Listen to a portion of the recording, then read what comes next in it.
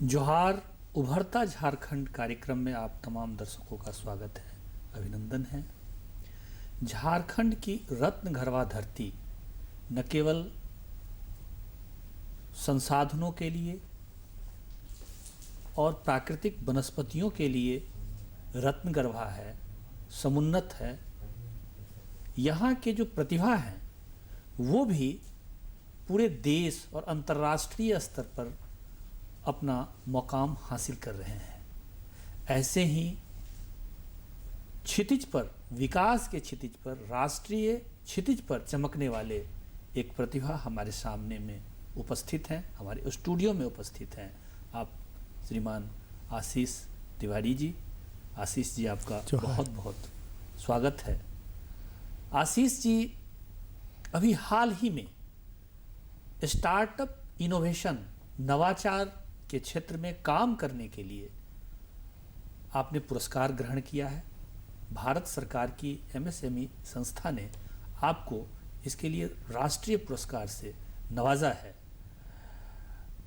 नवाचार क्या है, नवाचार की संभावना कितनी है और नवाचार हम कैसे शुरू करें, ऐसे कई तकनीकी और पेशेवर पक्ष पर चर्चा के लिए आज हम लोग उपस्थित हुए हैं। इन्हीं बिंदुओं पर हम चर्चा करेंगे। आशीष जी, नवाचार एक सामान्य व्यक्ति को, एक सामान्य जो युवा अभी अभी पढ़ाई करके फील्ड में आया है, रोजगार ढूंढ रहा है, नौकरी भी ढूंढ रहा है, बट कहीं से उसको ये अनुभव होता है, ये अनुभूति होती है या जानकारी प्राप्त होती है कि हमें स्टार्टअप करना चाहिए। तो स्टार्टअप कैसे वो स्टार्ट करेगा? सर, सबसे पहले तो आपका और सभी का धन्यवाद हमें यहाँ बुलाने के लिए। और जैसे आपने कहा कि स्टार्टअप कैसे शुरू करेगा, तो पहले थोड़ी डिटेल हमारे स्टार्टअप के बारे में हम आपको बिल्कुल बताना चाहेंगे। बिल्कुल। तो सर, ये जो चीज़ हमने ये एक तरीके का आविष्कार है। इसमें करीबन 8 पेटेंट्स पोटेंशियल पेटेंट्स फाइल होने वाले हैं और करीबन 112 कॉपीराइट्स। और ये टेक्नोलॉजी के क्षेत्र में हमारा नवाचार है, जो हमने करीबन पिछले 2016 से करीबन 5 साल से हम इस पे लगे हुए हैं। और जो इसका आउटपुट या प्रोडक्ट या इसका यूटिलाइजेशन पॉइंट ऑफ व्यू अगर आप समझें तो इसे कहते हैं CMS। ये भारत का पहला indigenous corneal based Linux based CMS system हमने खड़ा किया है। अगर CMS को हम समझें तो आप देखते हैं गूगल एक तरीके से आपको सर्च का डेटा का आउटपुट देता है। आप शायद थोड़े बहुत एप्लीकेशंस बनाने की अगर कोशिश करें तो आपको बहुत सारे प्लेटफॉर्म्स मिलते हैं जहां पे आप अपना ड्रैग एंड ड्रॉप करके कोई ना कोई तरीके का प्लेटफॉर्म बना सकते हैं। आजकल वेबसाइट्स भी बिना कोडिंग के बनने लगी है। तो ये जो ढांचा होता है, इसके सर्वर के अंदर जो कोर चलता है वो CMS सॉफ्टवेयर कहलाता है जी। अब CMS सॉफ्टवेयर भारत में गिनती से हैं और भारतीय कौशल की अगर आप बात करें तो हम लोग अंतर्राष्ट्रीय स्तर पे टेक्नोलॉजी में बहुत बड़े टेक्नोलॉजिकल इनोवेशंस में कंट्रीब्यूट करते हैं। लेकिन जब हमारे खुद के देश की बात आती है तो हमारे पास खुद का एक भी सॉलिड CMS नहीं है। CMS बनाना और सोचना भी बहुत बड़ा एक चैलेंज है, लेकिन इस चैलेंज को मैंने लिया और 4 साल से मैंने इसको डेवलप किया और इसके द्वारा अब हम हमारा मैनुअल टेस्टिंग शुरू कर दिए हैं और थोड़े ही महीनों में हमारा ऑटोमेशन लॉन्च होगा, जिसमें लोग अपने खुद से बिना कोई कोडिंग जाने खुद का एप्लीकेशन बना सकेंगे। फिर चाहे वो स्विगी हो, ज़ोमैटो हो, फेसबुक हो, लिंक्डइन हो या व्हाट्सएप हो, या आप मान लीजिए OLX हो या ओला हो या उबर हो जी। आप कैसे भी टाइप के इंटरनेट में देखते हैं, जो भी टाइप के एप्लीकेशंस हैं वो आप खुद 1 घंटे में बना लेंगे और उस प्लेटफॉर्म को 1 मिनट में आप व्हाट्सएप जैसा कन्वर्ट कर देंगे। ये इसकी खासियत है। ये आपके डोमेन में रहेगा, आपका ब्रांड पे रहेगा, और इसका मूल कारण जो बनाने का है वो ये है कि आप देखें तो आज सोशल मीडिया हम सब पे हावी हो चुका है। बिल्कुल हावी। रोज सुबह हम आप जब भी उठते हैं तो सबसे पहले चीज जो हम करते हैं वो हमारा बिल्कुल व्हाट्सएप चेक करते हैं। अगर इस सोशल मीडिया का आप बेनिफिट देखें तो है, ऐसा नहीं है। 10% 20% बेनिफिट भी है और बहुत तगड़ा बेनिफिट है। जैसे कोविड में आपने देखा होगा, इसका बहुत बेनिफिट हुआ जी। इस 10% को आप अगर अलग से निकालें और इसके अंदर लोकल कस्टमाइज्ड आपके खुद के थिंकिंग और आइडियाज़ के अंदर इसको क्रिएट करने की आपको बिना कोडिंग की तकनीक दे दी जाए, तो ये ह्यूमैनिटी को बहुत बड़े स्तर पे अफेक्ट करेगा। चाहे फिर वो गरीबी हो, पढ़ाई हो, किसी को जो है हंगर प्रॉब्लम्स हो, कैंसर पेशेंट्स हैं, या मेडिकल रिसर्च के लिए मेडिसिन्स को इन्वेंट करना है। जीवन के विभिन्न क्षेत्रों में, लगभग सभी क्षेत्रों में। बिल्कुल बिल्कुल। तो कोई भी फंक्शनल लीडर, कोई भी एक्सपर्ट अपना 15-20 साल का एक्सपर्टीज रखता होगा, या इवन कोई 15 महीने का यूथ अपने आइडिया को सर्वर और आइडिया के बीच में, अब उसको कोई भी तरीके का डेवलपर का जरूरत नहीं है और वो खुद अपना एप्लीकेशन विद इन आवर्स बना के लॉन्च कर देगा। यानी आपके कहने का मतलब है कि जिस प्रकार टेम्पलेट आजकल आ रहे हैं बिल्कुल गूगल पर या बिल्कुल वर्डप्रेस पर, बिल्कुल उसी प्रकार आप अपने बिजनेस को, अपने आइडियाज़ को डेवलप करने के लिए बिल्कुल टेम्पलेट छोड़ते जाएंगे, बिल्कुल, जिस पर लोग। आशीष जी, दूसरी बात क्या है कि देखिए दुनिया में कोई भी सरकार, दुनिया की कोई भी सरकारें सभी को रोजगार नहीं दे सकती है, और रोजगार सबको चाहिए। तो जो आपका ये जो इनोवेशन है, जो जिस इनोवेशन के तरफ आपने इशारा किया है, अभी तो सारी चीज़ें बन करके सामने लोगों के सामने नहीं आई है, तो आपको ये सब चीज़ करने में मतलब कैसी अनुभूति हो रही है और कौन कौन सी समस्या है ये आपको? सर, मैं दोनों आंसर देना चाहूँगा। पहला जो स्टूडेंट का आपने बताया, जो नए कॉलेज से निकले हैं, उनको अगर स्टार्टअप करना हो तो सर पहली चीज़ जो आपको करनी चाहिए, मैं एक प्योर 100% स्टार्टअप की बात कर रहा हूँ, मैं कोई बिजनेस मॉडल रीइनोवेशन, रीमॉडलिंग की बात नहीं कर रहा। अगर आप कोई बिजनेस को बेहतर ढंग से पेश करते हैं और उसकी प्रक्रिया को सुधार देते हैं तो वो ज़रूरी नहीं है स्टार्टअप है। बिल्कुल। स्टार्टअप का असली मतलब मार्केट के अंदर स्टार्टअप का कुछ लेना देना ही नहीं होता। स्टार्टअप खुद एक नया मार्केट खड़ा करता है। मतलब आपके कहने का मतलब ये हुआ कि स्टार्टअप का मतलब ये है कि आवश्यकता आविष्कार की जननी नहीं है, आविष्कार आवश्यकता को पैदा कर देती है। सर, अब थोड़ा सा आगे बढ़ गए हैं हम लोग, तो अब इसके अंदर एक और चीज जुड़ गई है कि तकलीफ जो है उसको दूर करने के लिए आविष्कार की आवश्यकता हो गई है। बहुत अच्छा। दूसरा प्रश्न रह ही गया है, आपको कौन कौन सी समस्या, किस किस प्रकार की समस्या? सर, प्रॉब्लम्स तो बहुत ज़्यादा आई थी और मैं बहुत मुखर होके बोलता हूँ हमेशा। बिल्कुल। मैं करीबन 3 बार बैंकक्रप्ट हो चुका हूँ and I am very proud of it. And बहुत बार ऐसी स्थिति थी कि घर पे भी बहुत दिक्कतें थी, लेकिन हार नहीं मानी और 2 शिफ्ट में काम करते थे। दिन में सर हम हमारा रोजी रोटी के लिए ऑनलाइन वेबसाइट्स एंड प्लेटफॉर्म्स बना के देते थे और रात को सुबह 4 बजे तक हमारी टेक्नोलॉजी पे काम करते थे और ये पिछले 4 साल से हम कर रहे हैं। बहुत अच्छा। तो जो यूथ है उनको मैं ये कहना चाहूँगा कि पहले तो आपको एक चीज़ डिसाइड करनी है और वो डिसीजन जो होता है वो बहुत ही पावरफुल डिसीजन होना चाहिए। वो लूज डिसीजन नहीं होना चाहिए कि हाँ मुझे ये करना है, हर हाल में करना है और मेरे लाइफ में कोई ऑप्शन नहीं है। When you remove your options, what is left is only success, because after 1 और 2nd और 3rd टाइम आप कभी ना कभी तो फेल होके सक्सेस होंगे ही और बहुत जल्द हो जाते हैं। इतना भी ज़्यादा तकलीफ नहीं होता है, लेकिन हाँ आपका चैलेंज पे डिपेंड करता है कि आप कितना बड़ा चैलेंज लेना चाहते हैं। अब स्टार्टअप की दुनिया में सर कंपटीशन बहुत ज़्यादा है जी। अब यहाँ पे अगर आप देखें अपने आप को, आप इतना ऊंचा लेवल का चैलेंज ले लीजिए। आप मानिए कि आपको पूरे राज्य को बदल देना है। आप मानिए आपको आपके पूरे राज्य के अंदर 5,000 करोड़ का महीने का इनकम क्रिएट कर देना है। अब वो कैसे होगा और वो क्यों नहीं हो सकता और वहाँ क्या प्रॉब्लम्स आ रही हैं उसको कैसे सॉल्व की जाएगी, वो लेवल का चैलेंज अब अगर आप ले लेते हैं तो उस लेवल पे सर कोई कंपटीशन नहीं मिलेगा आपको।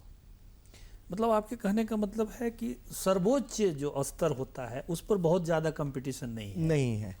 लेकिन वहाँ तक फिर आपको एक तरीके से पहुँचना भी बहुत ज़रूरी है। आप एक भ्रम में नहीं जी सकते कि मैं ये चीज़ मैंने हासिल करनी है और मैं उस भ्रम में हूँ। अब आपको उसकी प्रक्रिया में जाना बहुत ज़रूरी है और सबसे पहली प्रक्रिया स्टार्टअप की जो शुरू होती है वो बहुत बार लोग नहीं समझ पाते। एक चीज़ आपको और मैं पूछना चाहूँगा कि आप जो जैसे आपने कोई चीज़ शुरू किया, क्या मन में कैसा विचार आया और कैसे आप आगे बढ़े, ये थोड़ा सा सर मैं पिछले 16-17 साल से कॉर्पोरेट्स में जॉब करता था और करीबन मैंने काफ़ी अच्छी बड़ी ब्रांड्स में अपनी सर्विस दी। रीजनल मैनेजर लेवल पे हमने हमारी सर्विसेज को डिलीवर किया। 2016 में स्टार्टअप पॉलिसी का ऐलान हुआ झारखंड में। हमारा इन-लॉज यहाँ के हैं तो हमें ये पता चला कि यहाँ पे ये पॉलिसी है। बहुत ही शानदार पॉलिसी थी और उसी समय हमारे मन में भी उथल पुथल हो रही थी कि हमें स्टार्टअप करना है। अब जब वो चीज़ ऑलरेडी मन में थी और ये चीज़ पता चली तो हमने तुरंत डिसीजन लिया। हमने हमारी कॉर्पोरेट जॉब छोड़ दी और हमने पूरा का पूरा बोरिया बिस्तर लिया और झारखंड आ गए और रांची आ गए। गुड। और यहाँ पे आके हमको बहुत सपोर्ट मिला हमारे फैमिली से, हमारे इन-लॉज से, हमारे नेबर्स से। यहाँ के लोग ने बहुत हेल्प की और इवन सरकार से भी बहुत बड़ी हेल्प मिली। सबसे बड़ी हेल्प सरकार से ये मिली कि हमको मंच मिला जिसमें हम जाके हमारा पिचिंग कर पाए और जैसे ABVIL नाम की जो स्टार्टअप डिपार्टमेंट है उन्होंने सब एप्लीकेंट्स को इनवाइट किया और IIM अहमदाबाद से शॉर्टलिस्टिंग हुई और करीबन 100 स्टार्टअप्स को यहाँ पे झारखंड में शॉर्टलिस्ट किया गया। और मेरे से भी अच्छी आइडियाज़ हैं सर, ऐसा नहीं है कि मैं ही सबसे अच्छा हूँ। ये तो किस्मत है हमारी कि हम यहाँ बैठे हैं, लेकिन हमसे भी ज़्यादा डिज़र्विंग लोग हैं इस झारखंड में और मैं ये श्रेय इन सबको देना चाहूँगा। और सबसे मेन चीज़ सर ये कि सरकार ने वो विश्वास दिलाया कि हाँ आपको अगर आप फंडिंग चाहिए, आपको सीड फंड चाहिए, अगर आपको कोई चीज़ समझ नहीं आ रही, आपको मेंटरिंग चाहिए, तो वो इनिशियल जो एकदम से पानी में कूदने के बाद जो दिक्कत होती है वहाँ थोड़ी सी सहायता मिली हमको। और बिकॉज मैं ऑलरेडी एक्सपीरियंस था हमें कॉर्पोरेट जॉब का, मार्केटिंग, सेल्स, प्रोडक्ट, टेक्नोलॉजी, बहुत सारी चीज़ें हम ऑलरेडी कर चुके थे, तो हमको वो चैलेंजेस नहीं आए जो चैलेंजेस एक नॉन एक्सपीरियंस को आते हैं। लेकिन जैसे जैसे हम आगे बढ़ते गए और जैसे जैसे हम स्टार्टअप की दुनिया में अलग अलग स्टेट्स में जाके अलग अलग कार्यक्रमों में जब हमने हिस्सा लिया तो हमको हैरानी हुई देख के कि मैक्सिमम यूथ हैं और मैक्सिमम फ्रेशर्स एंड यंगस्टर्स हैं और अच्छे कॉलेजेस के जो स्टूडेंट्स हैं वो लोग वहाँ पे अपनी अपनी बहुत ही अच्छी शानदार आइडियाज़ लेके आते हैं। तो आइडिया मेन वही है जो आपको एक बहुत बड़ा सोच को चेंज करने पे मजबूर कर दे, आपको आपकी प्रॉब्लम को पूरी की पूरी शिफ्ट करके सॉल्यूशन पे दे दे। जैसे कि अभी आपने मुझसे दूसरा क्वेश्चन पूछा कि यहाँ के लोग जो हैं वो रोजगार कैसे ला सकते हैं। बिल्कुल। तो सर आप बताइए, आज स्विगी, जोमेटो तो हमने मान लिया कि यहाँ पे ऑलरेडी सब जगह पे है, लेकिन बहुत सारी ऐसी सर्विसेज हैं जो झारखंड में उपलब्ध नहीं है। अब उपलब्ध है भी तो उसकी सर्विसिंग उतनी अच्छी नहीं है जी। प्रोडक्शन के अंदर आप देखेंगे तो बहुत बार प्रोडक्शन सपोर्ट नहीं है। बहुत बार दूसरे स्टेट्स के द्वारा यहाँ पे आके जो भी इनपुट्स मिलनी ज़रूरी होती है उसकी कनेक्टिविटी नहीं है। बहुत बार कॉलेजेस के अंदर भी अगर हम जाएं तो कॉलेजेस के अंदर स्टार्टअप क्या है, इंक्यूबेशन क्या है, उसकी अवेयरनेस नहीं है। आप IIT और IIM में जाइए और आप एक नॉर्मल कॉलेज में जाइए, आपको जो एंटरप्रेन्योरियल एनवायरनमेंट मिलेगा वो बहुत बार मिस हो जाता है। अच्छा, आशीष जी, जब आपका आइडिया है फिर परिपक्व हुआ, तो उसको ज़मीन पर उतारने के लिए जैसे आपने कोई कंपनी बनाई होगी या इस प्रकार का कुछ आपने किया होगा? सर इसमें बहुत थोड़ी लंबी प्रोसेस थी, और हमने एक चीज़ हम कहना चाहेंगे कि जो हमने मिस्टेक की वो दूसरे ना करें। नहीं कर पाए, हाँ ठीक बात। जब भी कंपनी रजिस्ट्रेशन करते हैं तो वो तब कीजिए जब आपका प्रोडक्ट वोडक्ट पूरा रेडी हो चुका है, क्योंकि होता ये है कि आपने कंपनी तो रजिस्टर कर ली, अब उसका जो है खर्च शुरू हो जाता है। अब वो हाथी जैसी चीज़ है, हाथी को पालने जैसी चीज़ है। 25, 30, 40, 50 हज़ार साल का तो आपको प्राइवेट लिमिटेड को चलाने का लगना ही लगना है। बिल्कुल। तो जब अब दूसरी चीज़, जैसे ही आपने रजिस्ट्रेशन किया उस डेट से आपका स्टार्टअप काउंटिंग शुरू हो जाता है। तो अब आपके पास 5 साल 7 साल जो भी पॉलिसी के हिसाब से बेनिफिट है कि आपको टैक्स में छूट मिलती है, आपको बहुत बार रिबेट्स मिलते हैं, बहुत बार आपको स्टार्टअप इंडिया के पोर्टल में आप जाएंगे तो बहुत सारे बेनिफिट्स दिए जाते हैं। स्टेट गवर्नमेंट के भी बहुत सारे बेनिफिट स्टार्टअप को दिए जाते हैं। ये वो डेट के हिसाब से शुरू हो जाता है। तो जैसे ही आपने कंपनी बनाया वो शुरू हो गया। तो आपको ये नहीं सोचना है कि मेरी कंपनी क्या होगी, कैसे होगी, क्यों होगी, क्या करना होगा। आपको मेन चीज़ जो सोचनी है वो कि एक बहुत बड़ा प्रॉब्लम है, इसको मुझे सॉल्व करना है, और इतना बड़ा प्रॉब्लम सॉल्व करना है जो कोई सोच नहीं सकता। बिल्कुल। अब जो हमने प्रॉब्लम सॉल्व करने की कोशिश की है उसके आउटपुट से 100 स्टार्टअप्स खड़े हो जाएंगे। जैसे कि आपने रोजगार की बात की, आज हमारे झारखंड में अलग अलग डिस्ट्रिक्ट हैं, अलग अलग डिस्ट्रिक्ट में अलग अलग एग्रीकल्चर्स होते हैं। हाँ। अब वाया हिंदुस्तान सोशल प्लेटफॉर्म, जो हमारा कंपनी का ब्रांड नेम है हिंदुस्तान सोशल, आप इंस्टेंटली फार्मर एग्रीगेशन कर सकते हैं। फार्मर्स के पास जाके उनको आप एग्रीगेट कर दीजिए। 1 लाख फार्मर्स को 10 डिस्ट्रिक्ट में 5 ग्रुप्स के अंदर एक डिमांड और एक सप्लाई के माध्यम से सिंगल व्हाट्सएप मैसेजिंग द्वारा एकदम बेहतरीन और शानदार एप्लीकेशन लॉन्च करके उनका मार्केटिंग शुरू कर इमीडिएटली उनका मार्केट खड़ा हो जाएगा। दूसरा, व्हाट्सएप को इस एप्लीकेशन से क्रॉस कोलैबोरेट कर दीजिए तो उनके व्हाट्सएप पे आपके मैसेजेस जाने लगेंगे। वो वहाँ से फ़ोटो डाल देंगे तो आप अपने घर पे बैठे ये देख पाएंगे कि मैं किस किसान के, किस खेत के, किस घर से कौन सा अनाज खा रहा हूँ। वाह। ऐसे ही शिक्षा के क्षेत्र में भी हो सकता है। शिक्षा के क्षेत्र में भी ऐसा हो पाएगा। शिक्षा के क्षेत्र में सबसे बड़ा मेरे हिसाब से जो मुझे लगता है कंट्रीब्यूशन किया है इंडिया में वो यूट्यूब ने किया है, बिकॉज यूट्यूब ओपन सोर्स है और यूट्यूब में आप अपना वीडियो रिकॉर्ड करके डाल सकते हैं और उससे बच्चे पढ़ सकते हैं। मैं जब यहाँ से पिचिंग करने भुवनेश्वर जब हमें इन्वाइट किया था तो मैं एक छोटी सी चीज़ कहना चाहूँगा। बिल्कुल। वहाँ पे जो हमारे टैक्सी वाले थे उन्होंने हमारी बातचीत हुई तो उन्होंने बताया कि उनकी बेटी परीक्षा दे रही है और उन्होंने लॉकडाउन में और इवन नॉर्मली उनका पूरा का पूरा 1 साल का 2 साल का पढ़ाई सिर्फ यूट्यूब से पढ़ा है।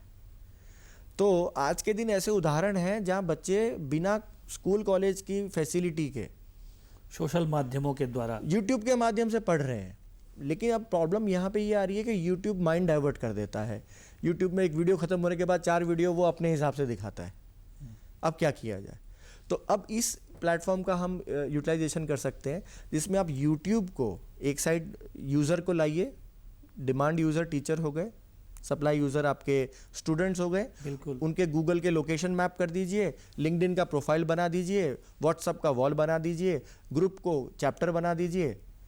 आपके पास रेडीमेड क्लासरूम रेडी हो गया जहां वही यूट्यूबर अपना मोनेटाइजेशन भी कर पाएंगे, यूट्यूबर्स को पैसा भी मिलेगा, बच्चे भी पढ़ लेंगे और पता भी चल जाएगा 2 किलोमीटर 1.5 किलोमीटर या इवन मेरे घर के बगल ही मेरे टीचर रहते हैं।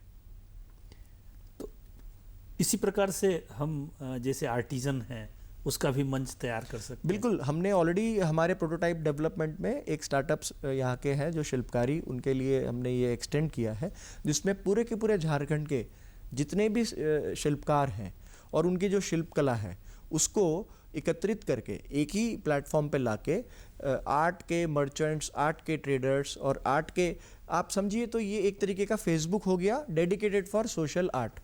सो आर्ट सोशल नेटवर्क आपका लॉन्च हो जाता है। अब उसमें आप आर्ट के ही रिलेटेड लोगों को बुलाइए।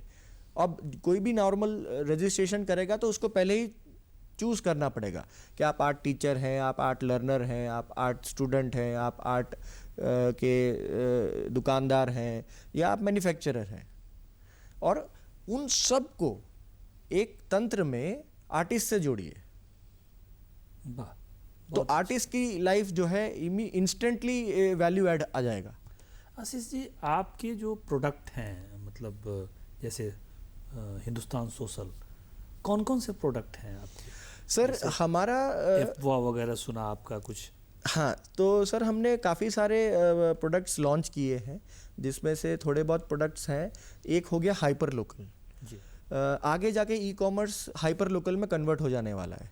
बहुत ही इंटरनेशनल स्टडीज़ से लेकर बहुत ही अंतर्राष्ट्रीय मंच की चर्चाओं में ये 1000 बार बोल दिया गया है कि अमेज़ॉन, फेसबुक जैसी जितने भी बड़े बड़े प्लेटफॉर्म हैं आने वाले समय में डिसेंट्रलाइज हो जाएंगे, क्योंकि अब लोगों को ये समझ में आने लगा है कि जब वो कोई चीज़ का उत्पाद कर रहे हैं उसको बेच नहीं पा रहे हैं। क्यों? क्योंकि जब वो खुद कुछ खरीद रहे हैं तो वो अमेज़ॉन में जाना चाह रहे हैं। तो वो जो यूज़र एक्सपीरियंस है, वो यूज़र एक्सपीरियंस अगर आपको क्रिएट करना है तो बहुत कॉस्टली है। आज अमेज़ॉन जैसा प्लेटफॉर्म आपको बनवाना है तो 8.5 लाख से 12-15 लाख तक का खर्च हो जाता है। यही चीज़ को हम 80% reduction in cost and 90% reduction in time कर देते हैं because of CMS। Because CMS technology आपको पावर देती है, आपको बिना कोडिंग के ये सारी की सारी चीज़ों को क्रिएट करने के लिए हेल्प करती है। तो हमने इसी के लिए एक प्रोटोटाइप क्रिएट किया था और उसका नाम दिया था एपवा। एपवा के अंदर 350 मर्चेंट्स जुड़े और 150 सिटीजन्स जुड़े और रांची के थे सब, और रांची के हर मोहल्ले का एक ग्रुप बनाया गया और हर ग्रुप के अंदर ही पता चल गया कि हमारे ही एरिया में कौन हमारे पास बहुत ही अच्छे ट्रेड करने के लिए लोग हैं, बुटीक्स हैं, मशीनरीज़ की सपोर्टर्स हैं, उद्यमी कौन है, CA कहाँ पे हैं, चार्टेड सेक्रेटरीज कहाँ पे हैं, डॉक्टर्स कहाँ पे हैं। तो जिस तरीके से हमने जो हमको बताया कि CMS बनाया है, आप खुद अपने आइडिया को खुद इमेजिनेट कीजिए कि किसको किससे जोड़ना है, और फिर इमेजिनेट कीजिए कि उन दोनों को जोड़ने के लिए आपको क्या देना है। वीडियो कोलैबोरेशन देना है, फोटो कोलैबोरेशन देना है, ब्लॉग देना है, सोशल वॉल देना है, और डिमांड एंड सप्लाई को, कंजप्शन को एक साथ एक लोकल लेवल पे ले आइए। ये एक इसका तो ये इन्फिनाइट है सर। मैं कहता हूँ 10,000 चीज़ें बनेगी इससे और 1,000 प्रॉब्लम सॉल्व करेगी ये भारत की। आशीष जी, दुनिया जैसे हमने अभी देखा भी है कोरोना काल में कि जेनेटिक इंजीनियरिंग और कृत्रिम बुद्धिमत्ता जिसको की ओर बढ़ रही है, तो स्वाभाविक रूप से इसमें लीड लेना बहुत ज़रूरी है। और आपने जो भी प्रोडक्ट जिस प्रकार से आप व्याख्या कर रहे हैं उसमें ऐसा लगता है कि हम लीड ले सकते हैं। बिल्कुल ले सकते हैं सर। तो इस लीड लेने के लिए और हमें क्या करना चाहिए सर? बल्कि यही चीज़ और इसी विषय पे हम एक बहुत ही सीनियर इनोवेशन हेड जो है हमारे गवर्नमेंट के, उनके साथ चर्चा कर रहे थे। और मैं इस चीज़ में मैं खासकर मैं रुचि रखता हूँ, और स्पेशली 3D प्रिंटिंग। आप शायद पता नहीं होगा, चाइना में आज multi storeyed building 3D printing से बन रही है। बहुत बड़ा मशीन आता है, वो आपके रियल बिल्डिंग को 2-3 घंटे में प्रिंट कर देता है और आप दरवाज़ा खोलते और अंदर जाके रहने लगते हैं। ये है 3D प्रिंटिंग। आज हमारे भारत में आपके घर में आप एक चीज़ बता दीजिए 3D प्रिंटेड कुछ अवेलेबल है, नहीं होगी। What is happening? The ideas, innovators and industries are stuck at the thought level. They are not able to amalgamate and execute the innovation. जी। तो इस टेक्नोलॉजी के माध्यम से आप 3D printing social network launch कीजिए। एक साइड इंडस्ट्रीज़ को बुलाइए, एक साइड इनोवेटर्स को बुलाइए, एक साइड स्टार्टअप्स को बुलाइए, एक साइड इंडस्ट्री एक्सपर्ट्स को बुलाइए। इवेंट्स रखिए, वेबिनार रखिए, प्रोडक्ट डिस्प्ले रखिए, और लोकल डिस्ट्रीब्यूटर्स को जो रिलेटेड इंडस्ट्री के फॉल करते हैं उनको इनवाइट कीजिए। आज कौन सा डिस्ट्रीब्यूटर ऐसा होगा जो आगे की टेक्नोलॉजी को क्यों सेल ना करना चाहे? बिल्कुल बिल्कुल करेगा। सो ये जो जैसे हमने बताया, इस पे हमारे 7 आइडेंटिफाइड फ्यूचर इमरजेंस टेक्नोलॉजीज पे हम ऑलरेडी रिसर्च कर रहे हैं। Nano technology, nano medicine, 3D printing, AI, ML and so on so forth. So all this technologies are enabler, very powerful हैं ये सारी टेक्नोलॉजीज, लेकिन ये तभी एग्जीक्यूट हो पाएंगी मासिस में जब लोग इससे जुड़ेंगे। यानी आपके कहने का मतलब है कि इसको और ज़्यादा प्रचार की ज़रूरत है और ज़्यादा सपोर्ट की ज़रूरत है, सरकारी और गैर सरकारी दोनों स्तर। बिल्कुल सर, बिल्कुल। आप जहाँ खड़े हैं, स्वाभाविक रूप से जो आपने बताया है, और जैसा कि हम लोग जानते हैं, आप एक ऐसे जगह पर खड़े हैं कि जहाँ से पूरा का पूरा क्षितिज है और नीचे लौटने का कोई व्यवस्था नहीं है। और आप क्या करना चाहते हैं अपने? सर, सबसे पहले तो मैं खुद हमारे ही राज्य के, झारखंड के अंदर कम से कम 100 स्टार्टअप्स को पूरी तरीके से मदद करना चाहता हूँ। कोई भी बेझिझक कहीं से कैसे भी मुझे संपर्क करे और मुझसे जो चीज़ पूछना चाहे, मुझसे सब कुछ सीख ले। मैं ओपन सोर्स हूँ। बहुत अच्छा। आशीष जी स्टूडियो में आए, आपका बहुत बहुत धन्यवाद और आपका हम अभिनंदन करते हैं। आशीष जी ने जो बताया कि स्टार्टअप, उसकी तकनीक, भविष्य की योजना, पेशेवर तरीका, उद्योग, ऐसे कई क्षेत्र हैं जो स्टार्टअप उसको खोलता है, रोज़गार के साधन को उपलब्ध कराता है। तो ऐसे तमाम विषयों पर हम लोग पेशेवर तरीके से चर्चा किए। आपका बहुत बहुत धन्यवाद। अब हम विदा लेते हैं अपनी टीम के साथ। फिर ऐसे ही प्रोग्राम के साथ हम आपके सामने में उपस्थित होंगे। धन्यवाद। जोहार।